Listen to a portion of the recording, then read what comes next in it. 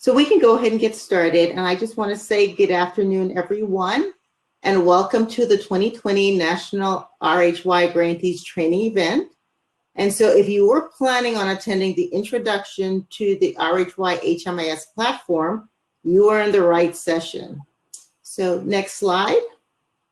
So I am Risa Matthew of the Family and Youth Services Bureau, and I serve as one of two directors in FISB. So my division is the Division of Adolescent Development and Support.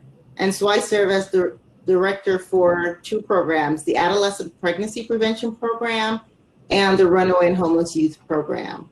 And today I'm joined by my colleagues from APT Associates who will go ahead and introduce themselves. APT is our new contractor for RHY-HMIS since December 2019, and we're so happy to have them as partners in the work that we do on RHY-HMIS, and I will let Mary and then Juan introduce themselves. Thanks, Risa. We are so happy to be part of this project and doing this good, hard work with all of you. I'm Mary Schwartz. I'm from APT Associates. I have about 20 years in the HMIS world, implementing local HMISs and data analysis and dashboards and system performance measures and blah, blah, blah. I just really am passionate about this job and really happy to be with Risa and partners and doing part of this work with you, and happy to be here today. Thanks.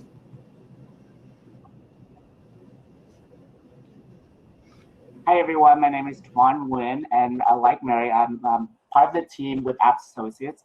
And I also have around 20 years of experience working with in the homeless field, but mostly with grants administration, grants management, a little bit of HMS, not as much as HMS experience as Mary, but enough to get by. So I am glad to be here with this training with you all. And if you call the RHY-HMIS service desk, most likely that was me on the phone with you. Thank you, Mary and Juan. Next slide, please.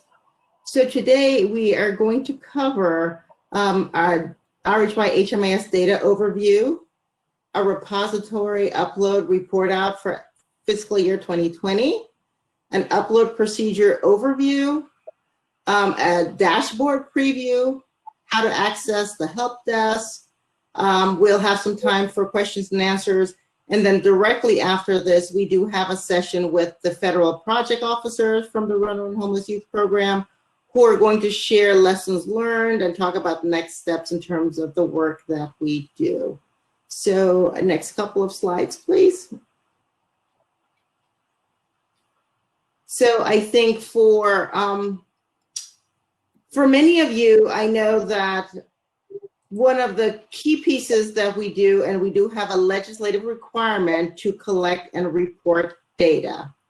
And so what does that mean? We know that the Runaway and Homeless Youth Act has a requirement that we collect statistical information and all of the youth and families served as part of the Runaway and Homeless Youth Program. And so how do we use the data? We use the data in several ways. First of all, to really inform the design of our program, to inform any future changes to our funding opportunity announcements.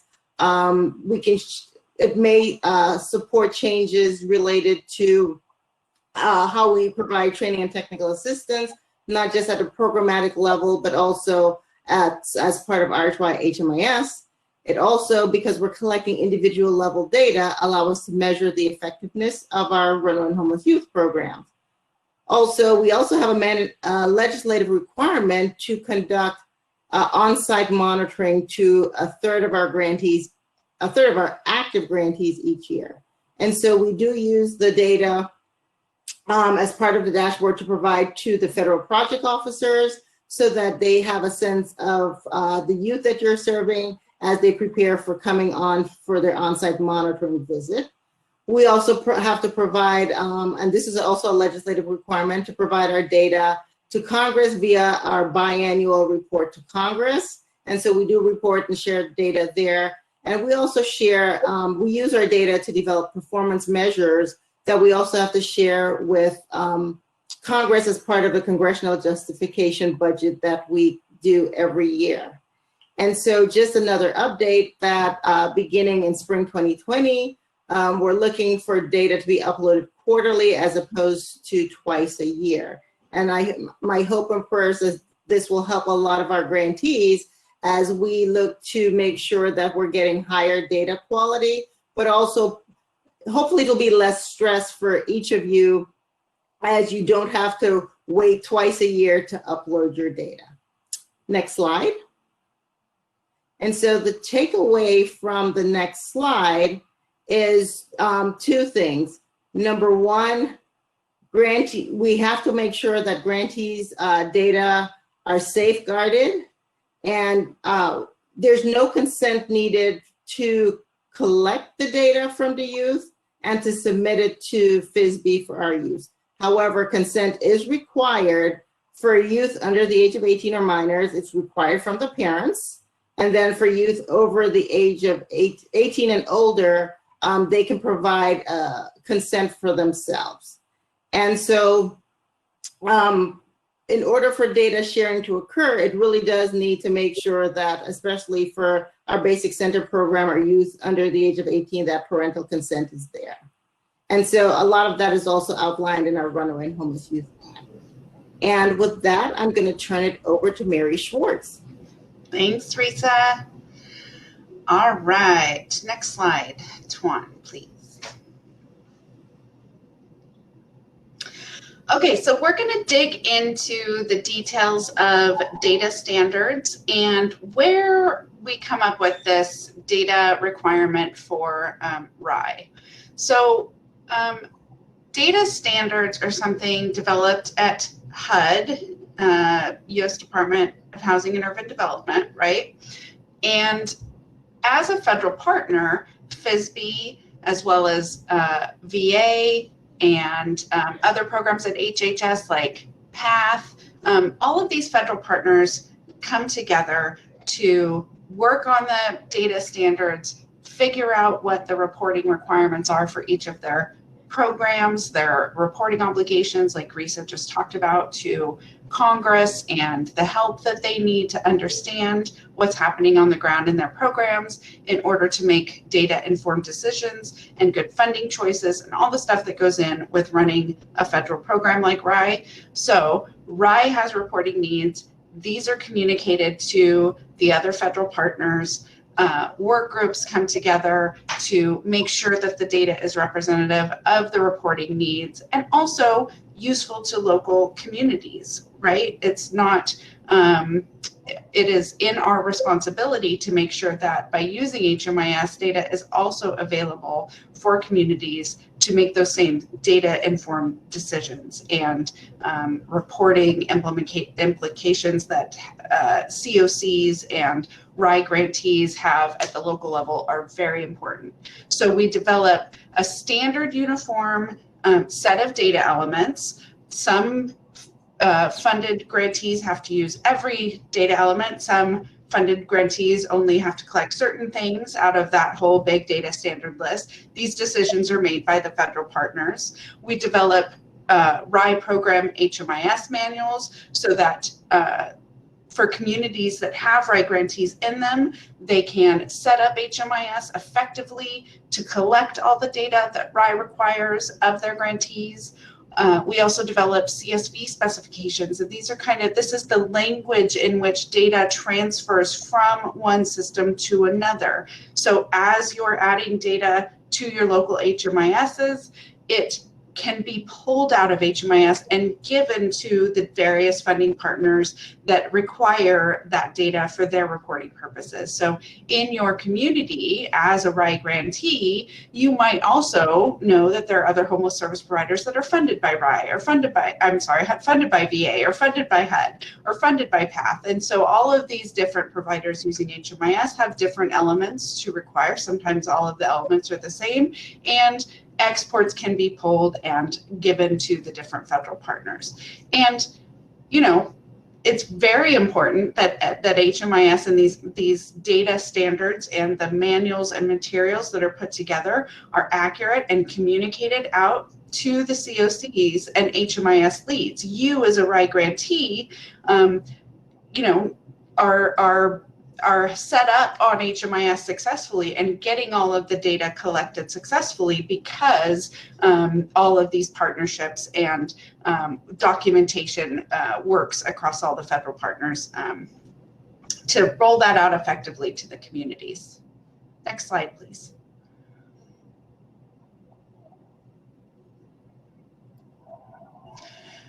So what does that mean for us? For RHY, you know, there are data elements that are required, of course.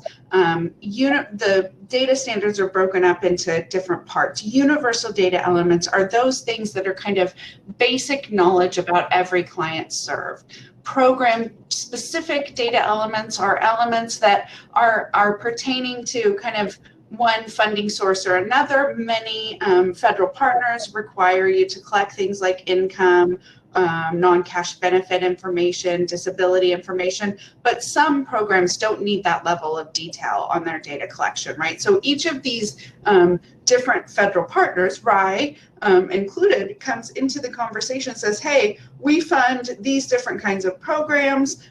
This program needs this data collected, this program needs this data collected, and that's all defined by RHY at their federal level and then communicated so that when the HMIS vendors and HMIS leads and local COCs get the documentation about what's required for different program types, it can all be set up correctly so that everybody has the technical implementation required to collect the data correctly according to the grants that they have received. So all of this is available to you as a RHY grantee and working in partnership with the HMIS leads and HMIS vendors and COC leads in your community. That is how the information kind of flows to the RHY grantee to know what is required of me to collect an HMIS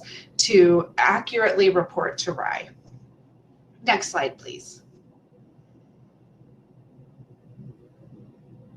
So I'm going to go over what these elements are, and this is really, this is intro information for those of you that are new RHY grantees. If you're a RHY grantee that has been serving runaway and homeless youth for a while, this is all going to be really familiar to you, but we do want to make sure that we take a moment to go over each of the elements that are required of you as you implement your RHY funded programs in your communities. And we're going to talk in detail here over the next couple slides on which grants, which programs, which RHY funded programs have which elements to collect. And this is knowledge that, again, it's great for you to know, and it's the grant agreements that you're signing with RHY to say, yes, I will collect this information and I will report it back to you on a regular upload basis.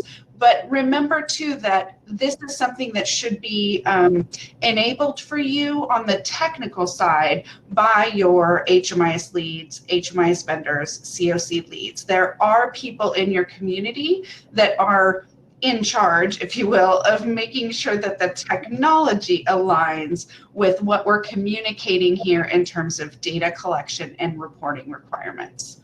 But so, and I did want to point out, you can double click on the slide deck to expand the slides and make them bigger if you're having a hard time seeing them. And also, before I get into this, I just want to check, are there any questions, Emily or Lori, that I should be addressing before we move on? Any kind of clarifying questions from the chat? If not, I will make sure to get to all of the questions that are being posted in the chat as soon as I pass the mic over to Tuan. Okay, so this is something I want to clear up before I go on to universal data elements and the other elements that are required for you. If the information that I'm going to give you over the next couple of slides feels like it doesn't match up with what you are doing in HMIS locally or what you've been set up to do or what you've been told, the resolution of this of that difference between what you're doing in HMIS and what I am telling you in the next couple slides, what you should be doing in HMIS, that will need to be resolved with a ticket or issues documentation locally with your HMIS lead. And if you don't know who that is, we can give you input on how to get in touch and find out who your HMIS lead is. But basically think about the people that you talk to in your community when you're having HMIS issues in general. That's who you'd want to bring up any discrepancy between what you're doing in HMIS right now versus what I'm gonna talk about over the next couple slides. So hopefully that helps. And I am going to move forward with our UDE conversation. So universal data elements are, again, those things that we think are pretty basic, standard demographic and identifying information that should be stored on every client entered into HMIS by everyone using HMIS, no matter what funded entity they're serving. So name, social security number, date of birth, race, ethnicity, gender, veteran status. These are elements, these 7 together kind of serve as a basic identifier to keep clients as unique as possible across communities. Risa touched on consent required to share information, and this is of course very personal information, and so collecting this data, storing this data, making sure this data are accurate for each client that you serve is both a requirement of you as a RHY grantee, but also a requirement of your HMIS lead and HMIS vendors and COCs to make sure that the data is stored in a very secure place. And in the data standards are ways to say, client doesn't know, client refused, data not collected. So there are outs to this data collection as needed, but any of that needs to be explained, you know, to any person coming in and monitoring the data collection and reporting requirements. We really think universal data elements are those things that should be collected for every client, deduplicated where possible. This combination of those elements that don't really change over time creates this kind of unique identifying record. Next slide, please.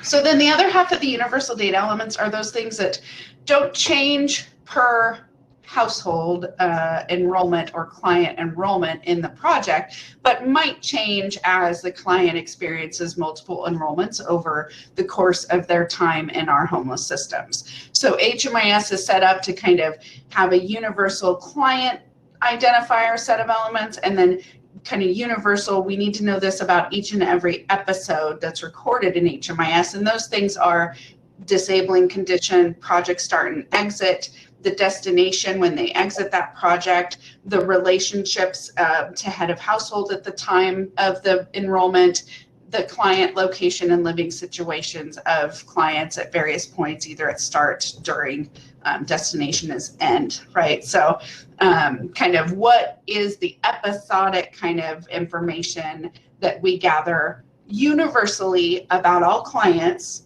through each program enrollment. And those are the other half of the universal data elements. Next slide, please. Now we're going to get into the things that are specific for each federal partner. So this is where RHY and VA and PATH and whoever it is can come in and say, okay, this is what we need to know for our funded projects. And some of our funded projects may need to know this information, but some may not. So that's why these elements now move into a category of program specific. They're not universal. It's not the basics that we really need to know about every client. It's specific to the program that's funding this client's services at this time and what that program needs to know about the services and the clients that we provided those services to. So you can see in this chart is a little, it's a little busy, but let's see if I can explain it well. The data element number is on the far left. The name of the element is the next column over. And then you can see all of the different project types or programs that RHY funds. So we have BCP Emergency Shelter, BCP Prevention, maternity group homes, street outreach programs, transitional living programs, and there was a RHY demonstration program. So for each of those different programs, those different funding sources, and you may have more than one funding source, right, in your organization. Many of the RHY grantees are actually one of the only homeless service providers in their community, and they're kind of like all hats for all things. So they're doing emergency shelter and prevention and transitional housing and all of it. And that's fine. But what is important for data collection is that each project gets its own set of data requirements. Each program that you fund, each facility or service operation that you have in place is identified specifically as a particular project type according to the HMIS rules that are set up in the data standards. And each of these programs that RHY funds has a specific project type that it has to be. That's part of the rules, and that's what your HMIS lead would set up for you. And so if you're enrolling a client into an SOP project, you wouldn't even see income and non-cash benefits. The X's in those boxes under each column of programs in this chart explains which elements are required to be collected for that type of project.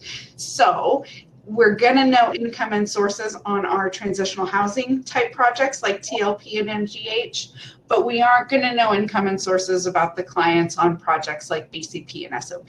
And that's okay, as long as your data collection processes align to the types of programs you're serving and the data that you're collecting on each of the clients served in those programs, you will be successful in transmitting your data to RHY on those regular upload cycles. We are going to be looking, and we do look with each upload, whether the required elements are in your file according to the type of project that you're serving, the type of project you've been funded to provide services for. Next slide, please.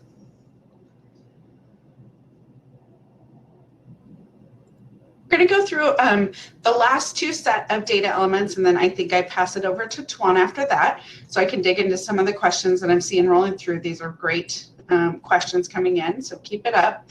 You'll get an answer soon, but I just want to point out that the very last third section of elements, these are our RHY program specific data elements that only RHY grantees answer. Some of the other federal partners might pick and choose and pull out some of this, these data elements for their purposes too.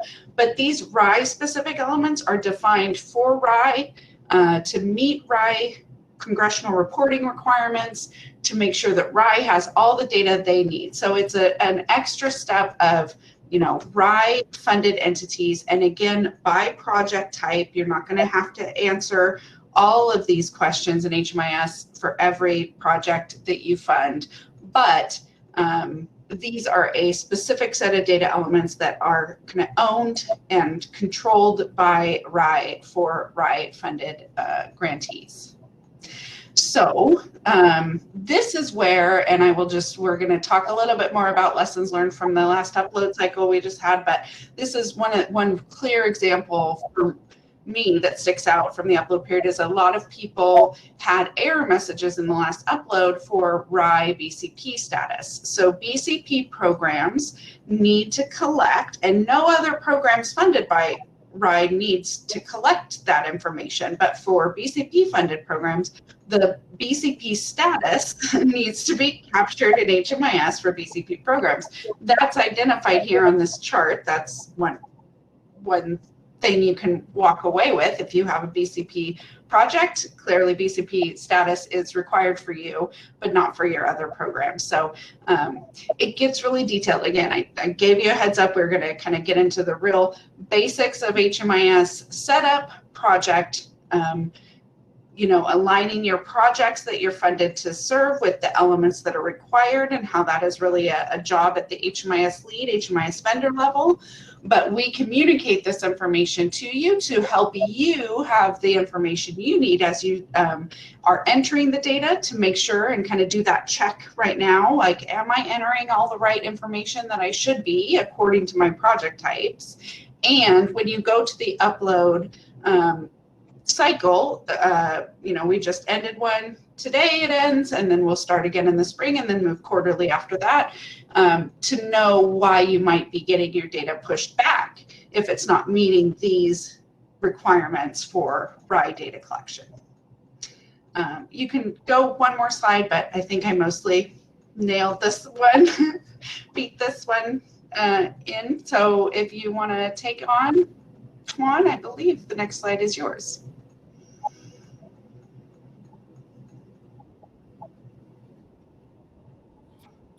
Oh, see. Oh, okay. Do you want more? To talk about this one, or do you want me to talk about this questions one? coming in. Okay, yeah, let's talk CSV real fast. Can you go to the next slide? One after this one. So the final kind of piece of making sure that you're collecting the data correctly in HMIS, you're reporting the data that you're required to report to RHY on whatever regular upload cycle that there is. The last kind of piece to that is the CSV file. So this is the language, I guess you might say, the way in which data between the different systems, how the different systems talk to each other. So the data that you're collecting in HMIS then at some point defined by these upload cycle timeframes needs to be pulled out of HMIS into this HUD CSV specification. Every time there's a data standard change, the CSV specifications get updated. And so we're going to see version 1.8 here, fiscal year 2020 version 1.8 for probably 2 more cycles. But then by that time, it will be a new data standard. And so the CSV specification will get updated to a new version, and then that'll be what needs to be followed. So it basically aligns with the data standards as defined in all that documentation we talked about, and RHY coming to the table and saying we need them to collect this and this and this. Then it goes out of HMIS into this file, and each element should be represented that is required of you as a RHY grantee, and you take that file and then upload it into the RHY repository. And anything in there that doesn't match up, if it doesn't include the data that it's supposed to, that can create a problem. If it doesn't have the right values on the data that has been collected, you've put the data in, but it didn't come out according to the specification, that can cause a problem. So there's a lot of back and forth, and I know many of you on the phone listening to this have gone through this last upload cycle with us and experienced some of these issues, right, where you put it in HMIS, but it didn't come out into the CSV file, right? That's something you would work with your local HMIS lead or HMIS vendor to get corrected. So we're really lucky. I have been a part of other projects where there isn't this kind of clear definition for everyone of what should be coming out of an HMIS. But the CSV file is our very clear definition of what should be coming out of the HMIS locally, so that you can take that file and hand that data up to RHY through the repository upload process. And if everybody and everything is working perfectly, right, you've collected the data you're supposed to on the front end, your HMIS leads and vendors set you up with the right data collection on the front end, the CSV export is working just fine and pulling out all the right information, and you have a complete and accurate file to then hand up to RHY and go through the upload process. And that's how RHY gets their data from you. So I think that's the last of my slides, Tom. Yep.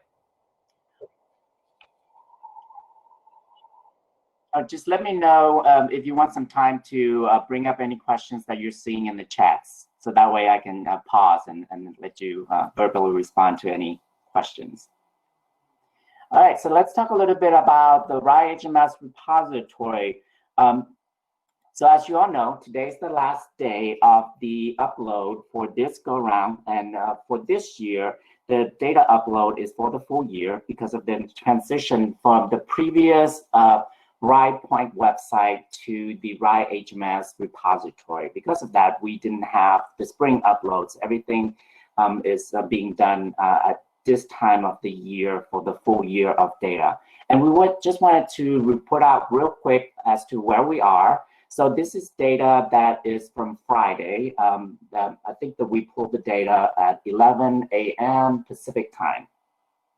So based on that information, we have 319 agencies, 319 funded organizations that are receiving 618 different types of grants. So that means that some of these organizations have more than one RHY grants that they are receiving funding for. So based on that information that there are 618 grants, we expect there to be 618 project slots. So we're at a minimum saying that each grant should have a project slot so that they can upload their data to that project slot for their grant to report to FISB. So in some situations, there might be more than one project slot per grant, depending on what's going on. Like for instance, if you're funded for BCP, there could be 2 project slots, one for emergency shelter and one for homeless prevention. But here, like I said, at a minimum, there should be 618. So as you can see, there are 614 project slots, and then we had 4 exemptions. So these exemptions could be grantees that have relinquished their grant for the reporting period for whatever reason, and they have been working in conjunction with the FPO, and the FPO knows what's going on, and the FPO has let us know that that this is what's going on with the grantee, so they are exempt from this upload because they have no data to report on. So again, based on the data that we have collected for Friday, of the number of uploads that have occurred, there have been 42 uploads that were rejected. So grantees are still resolving those 42 rejected uploads to hopefully get them accepted by the end of today. But we also have had 650 uploads that have been accepted. So thank you so much for all your hard work. As far as getting your upload into the repository and getting it accepted, it's all very exciting when in the repository when you see those 3 green check marks and it tells you that your data has been accepted. It's a little bit nerve-wracking when you see the big X, red X in the repository, but as I said, as far as the numbers goes, we're doing very well as far as the 650 accepted uploads. And then just a little bit of information about the RHY-HMIS service desk that we have been answering your questions through so far for this quarter. So this is from August, the middle of August till now, we have had 1,473 help tickets that have come through the help desk. And on average, the response time has been 16.6 hours. So it's actually a little misleading because the way the repository works, it's calculating in the number of days for the weekends. So typically, we always try to answer help tickets when they come in, and we always try to answer within the same day that they come in. So we, our philosophy is to answer everyone's ticket at least within 24 hours. But we always try to close out the day answering everyone's ticket that has come in for that day. So like I said, 16.6 is within our 24 hours, but it's in reality, it's a little bit less than that because it's calculating the number of days during the weekend as well as part of that average. All right, so a brief overview of the upload procedure. And again, this is really for the benefit of new grantees that are on the call and for those grantees who are not part of the upload process, just to give you an overview of what that means as far as uploading your data into the RHY-HMIS repository. So to start off, what you need to do is you need to create a CSV file from your HMS.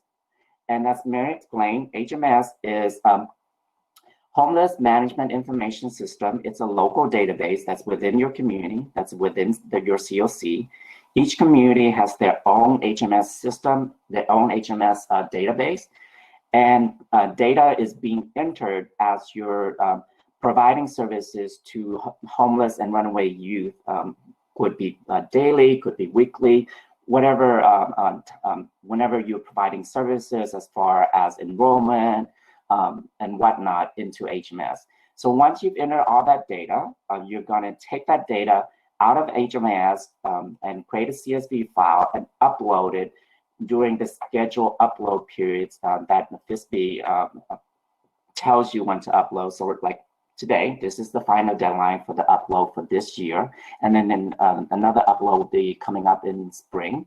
So what you do is then you then take the data that you've been collecting in your local HMS, you run a CSV file, and you take that file and then you upload it into the repository. But in order to do that, in order to upload the data into the repository from your HMS, you must go into the repository and create project slots. So each one of the projects that you have in the HMS, in the RHY-HMIS repository.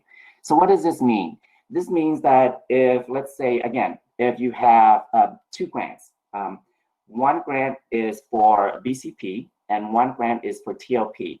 But for your BCP grant, you actually have 2 projects in HMS because you have an emergency shelter and you have a homeless prevention. So there are 2 projects. That means that you're going to have to go into the RHY-HMIS repository and create 2 project slots for your BCP grant so that you can upload those 2 files from your HMS into the correct slot. And same thing with your TLP grant. If you have a TLP grant and you only have 1 project, you would create 1 project for that. And then you would select the project type, that's TLP, and then you will upload into that slot. Again, upload CSV files from HMS to the right slots in the repository. This is important. This is a lesson learned that we have seen with a few grantees to where they thought they only needed to create 1 slot for BCP grant. But then when we ask for additional information, we find out that they actually have 2 different projects that have been created in the HMS because their BCP has emergency shelter, or in addition, they also have homeless prevention. So then we ask the grantee to go back into the repository and create 2 different project slots. So they would label it as BCP emergency shelter and then BCP homeless prevention. And then they would take the correct file, the emergency CSV file, emergency shelter CSV file, and upload it into the emergency shelter type under PCP in the repository, and the same thing with homeless prevention as well.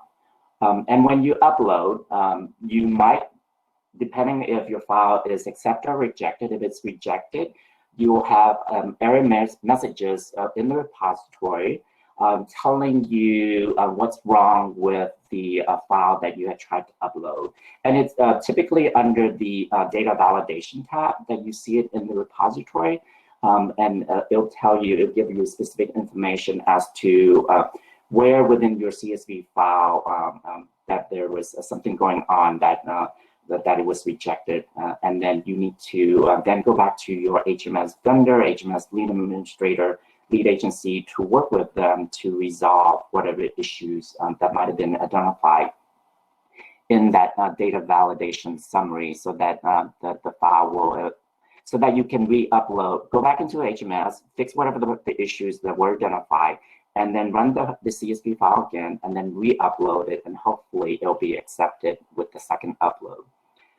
The way the repository is set up is that you can upload to the repository as many times as you want. However, the repository overwrites whatever was previously uploaded. So if you uploaded yesterday for your TLP grant, and it was rejected, and today you have a new file for the TOP grant, and you upload it, and it got accepted. The accepted file will replace what was rejected yesterday. It'll still show up as within the repository on the past upload, but it overrides and it only takes whatever is the latest upload in the repository. So that also there was something also a lesson learned in a couple of cases.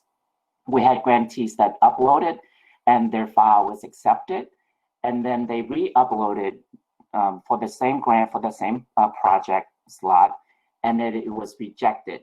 And then they thought that they were done because they had originally had an accepted upload. But in that case, because they had re-uploaded and that last file was rejected, they needed to re-upload again, because again, the repository takes the whatever was the last upload that you made.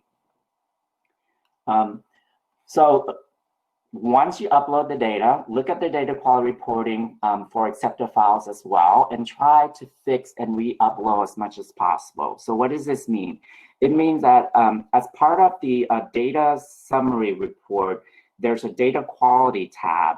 That's the third tab that you see in the repository. And under the data quality tab, for each data element, it lists out the percentages as far as data quality, whether or not that data quality is complete, whether you have 100% of the 10 clients that you're serving, their names, the social security number, or the date of birth, or if there are any missing information, the percentage would be less than 100%.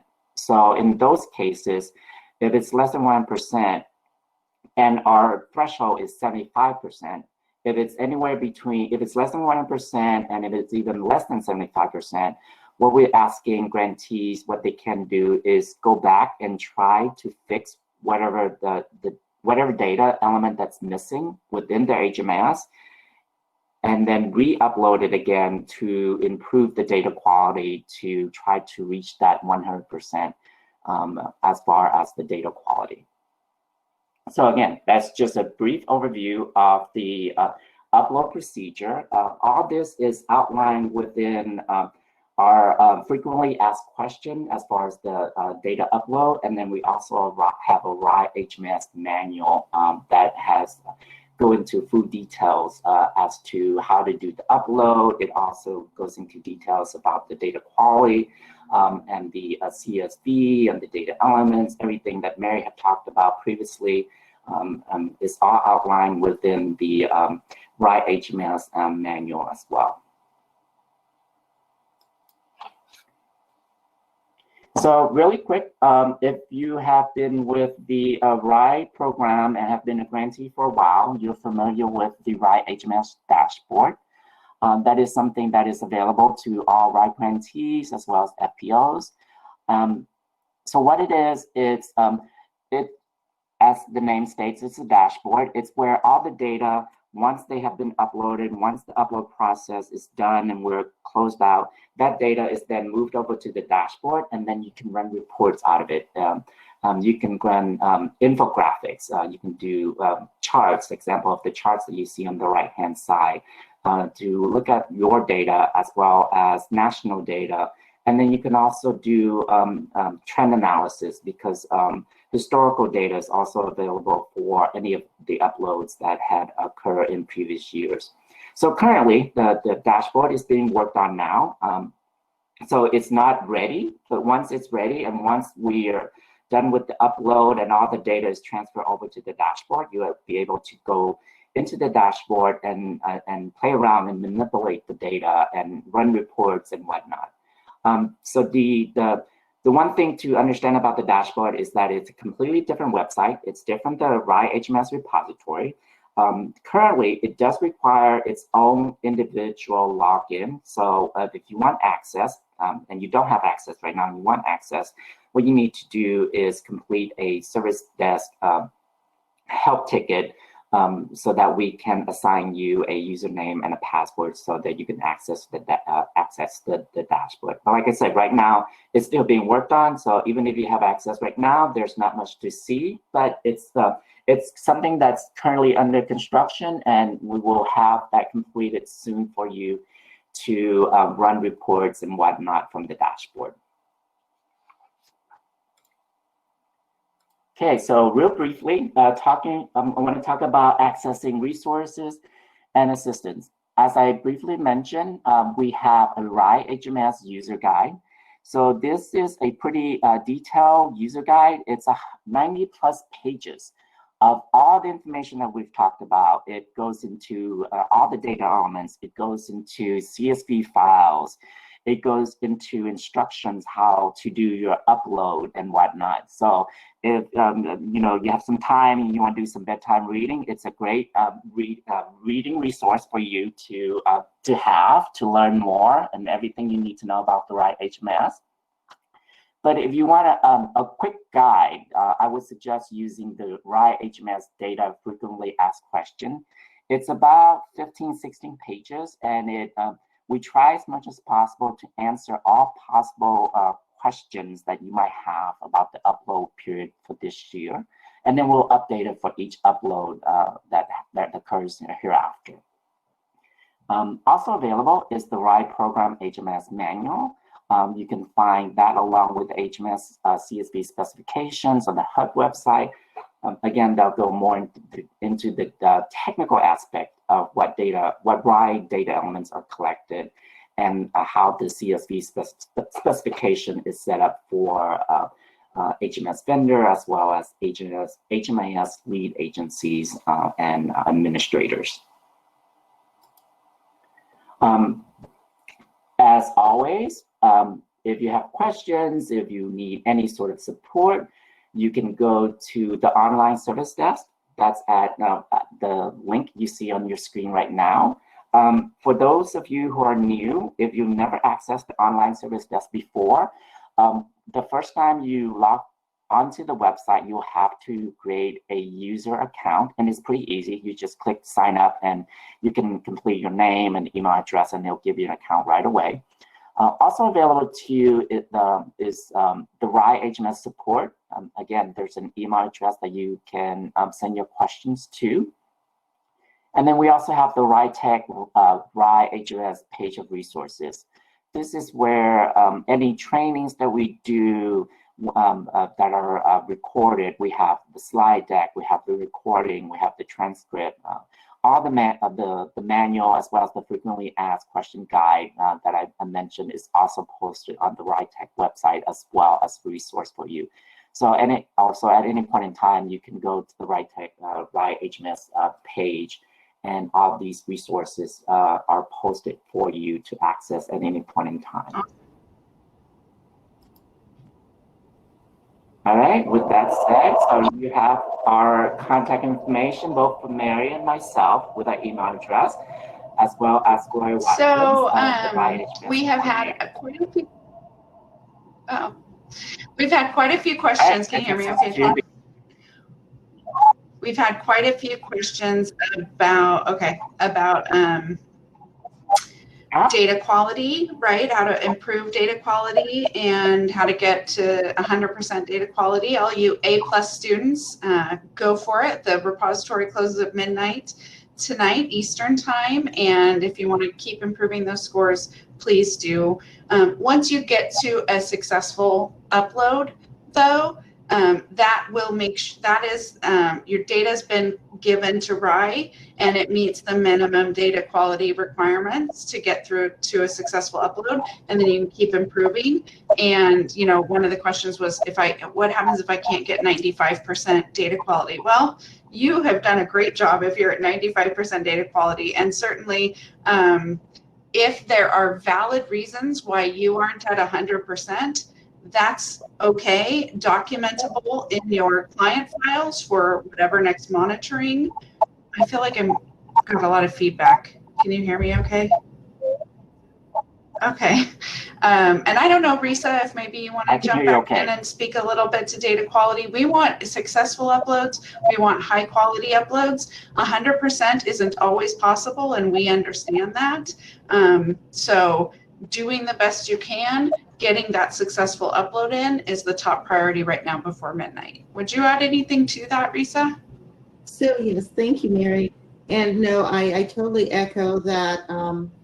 and I keep saying this is a legislative requirement, so it's required of all grantees. And I understand, and looking at the chat box, there's some of you that are experiencing some challenges. And I think that's why we have such a wonderful team with Mary and Juan under Lori Hunter's leadership with Apt Associates to support you on this. And our goal is to definitely continue to increase the response rates.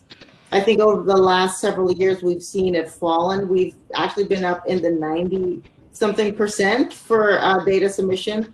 Over the last couple of years, we've fallen, but I think under the app team, we're seeing it continue to rise again with this data upload. So I think that's critical, is getting your data in. And then secondly, making sure that the data quality is something that we can definitely use.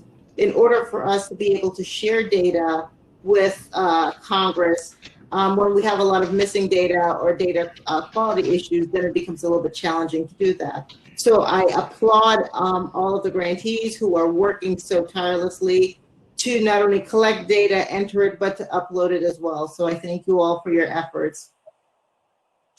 And so, Mary, I don't know if you want to address any of the questions that are coming directly in the chat box, or. I think a lot of them was about data quality. There have been questions about how do I resolve issues that are identified locally? What if my HMIS lead isn't working with me, or it's hard to get things resolved locally? What's that impact? And yes, the repository closes tonight. So if you don't have a successful upload yet, and the problem is with the HMIS lead or HMIS vendor to resolve, do your best to work through those issues today and get a file in. We are not going to extend the upload period any farther beyond midnight Eastern time tonight. And I think that just, a notification at the end of the day to the FPO that it wasn't possible, and we really need to work together moving forward and get the right information out there to the HMIS leads and HMIS vendors, and, get the communication to the right grantees for what's required for these uploads to make them successful. So that was a lot of the questions, was just kind of worried about that, getting that uploaded on time. Today is the last day, so if you're still working on that, definitely log a ticket and with the RHY service desk, and let us help you if we can get to a successful upload. Looking at some other questions, and now they're rolling in because I'm talking. Yes. So I just want to add to that, Mary. This is part of the reason why we're pushing to have the uploads to be quarterly. Was that we realized with the transition this year from the previous RHY point to the RHY-HMIS repository, that it took a whole year before data was uploaded. So it meant that for some grantees and for some HMIS lead agencies and HMIS administrators, that they might not have been looking at the data until now, and it's going to be difficult to go back a full year and try to fix some of the potential data quality issues that you're seeing now. So that's why part of the reason why we're doing the moving forward, we're going to do the upload quarterly, so that you have an opportunity, as well as the HMIS lead agency administrator, an opportunity to look at the data more regularly, so that they are can be more on top of what they're seeing and correcting data quality issues as they're seeing them, instead of waiting 6 months or a full year later to try to fix things. And I am being confusing to folks, and so let me just try and clear that up real fast. There was 2 upload periods in this upload cycle. The first one was for grants ending in fiscal year 2020, entirely ending in 2020. And then the second upload is for folks whose grants continued on beyond the end of the fiscal year, September 30, 2020. So if you uploaded successfully in that first one, you're good. You're fine. If you didn't, you don't have to upload again by the end of today. If you've got just across the board, if you've had a successful upload up to this point with all of your files and all your grants, you are good to go.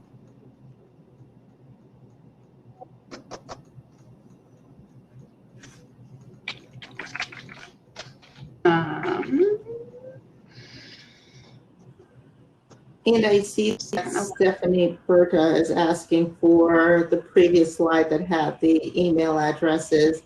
And I also just wanted to make sure that to let everyone know that this slide presentation will also be available through RHY-TAC. So, you will have access to it.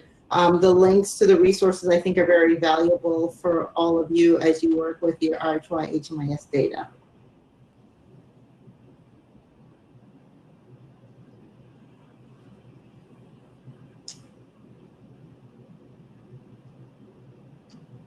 I think there are other questions coming in. We still have a couple of minutes. We do. Did we notice a trend among the 40+ programs whose data was rejected? I would say BCP status was a huge trend, huge. It seems like there was maybe a couple of vendors that didn't set that up right for folks. And so they didn't even have BCP status to record in HMIS. And if that's the case, of course, it's not going to come out into the CSV file to get to a successful upload. Most people who had that problem have been able to resolve it, though. The status can be added, or if it was there already and it was just being skipped. I think that one of the things that I noticed that was confusing to folks, and I wish we'd done a little better job of communicating this ourselves, Tuan and I, when we did trainings, was just, the difference between switching from one upload system to another means that there are going to be slightly different expectations. Things that passed before maybe don't pass anymore, or things that didn't fly before are now getting through. I mean, what we're trying to be really hold ourselves really accountable to is the HMIS data standards. The standards say these things are required, then you're going to get a rejection message if you don't have the things per project type that are required for you and your clients. So that BCP status was definitely one that came up quite a bit. Trying to think what else. There were some project setup issues. Again, those are only things the HMIS leads, HMIS vendors can resolve. They set up the projects for you.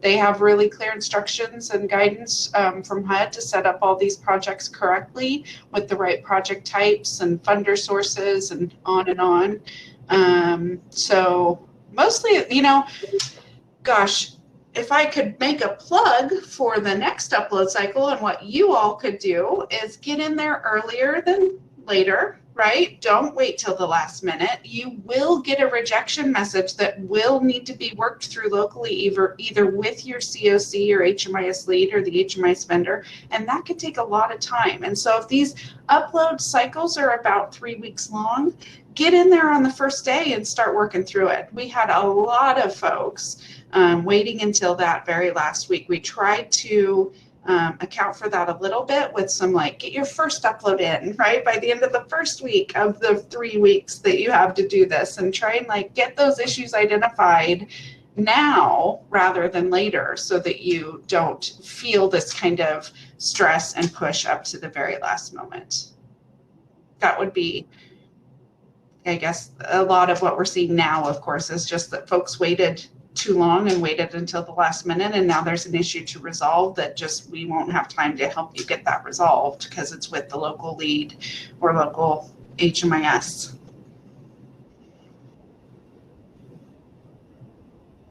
Mm-hmm. And one thing to keep in mind as well is that this is a new system. So during this period of upload and the second period as well as the first period, everyone was starting at the starting line. So we all had to complete the user access request form. We all had to do the cybersecurity training and get the certificate and send it all into the service desk. And the service desk team had to set up the account for you. A lot of that will be done during the spring. Most of the accounts have been set up. All the trainings have been done. You don't have to go through this whole process again. And if you're a grantee manager, account holder, you can create accounts for your agency for those grantee user accounts. So that way, you don't have to go through the service desk. So that's something that I want to stress and reiterate and make sure you understand that if you're the grantee manager, you now have the function to go into the system and create accounts for grantee users within your agency to add in additional staff as needed so that they can complete the upload during the spring upload.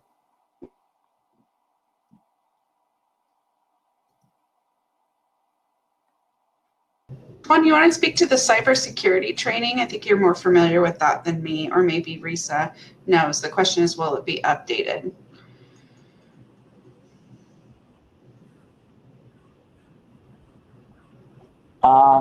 That I don't know. It's an HHS training, and it has changed from year to year because I've taken it for a couple of years. No, I don't know. Yeah, that's an HHS training for, I know federal staff have to take it each year. So I'm not sure what, in terms of where that requirement is for others. So I'm not sure how to respond to that one.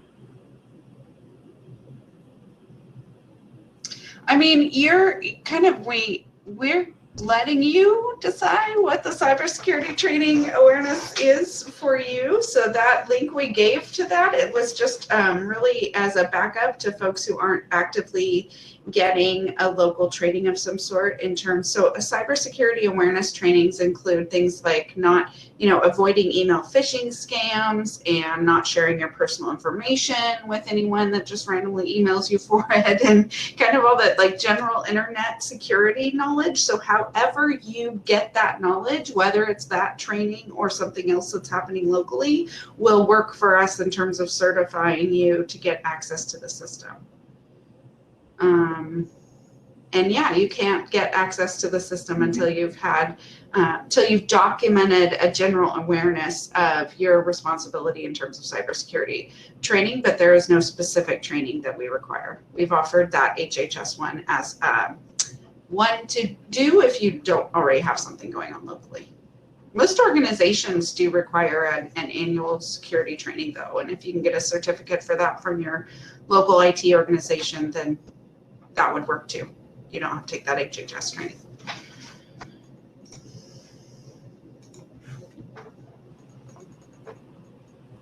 In Lord. So just keeping on time, Mary. We're 2 minutes over, so I don't know if Emily is waiting to start I think the session with the FPO. Just looking at the last few questions that have come in. We go to the slide deck that has the referral sources, referrals on it. The elements including referral source. If you want to scroll to an element while we log off. While Juan is looking for that, this is just a gentle reminder for everyone to please complete the evaluation for this session. I believe Emily just provided the link in the chat box. So we encourage, this is the opportunity to provide your feedback and how we can continue to develop presentations that really meet your needs. So we appreciate all of the feedback that you provide. And so we're just encouraging everyone to fill out the evaluation for this session. Thank you.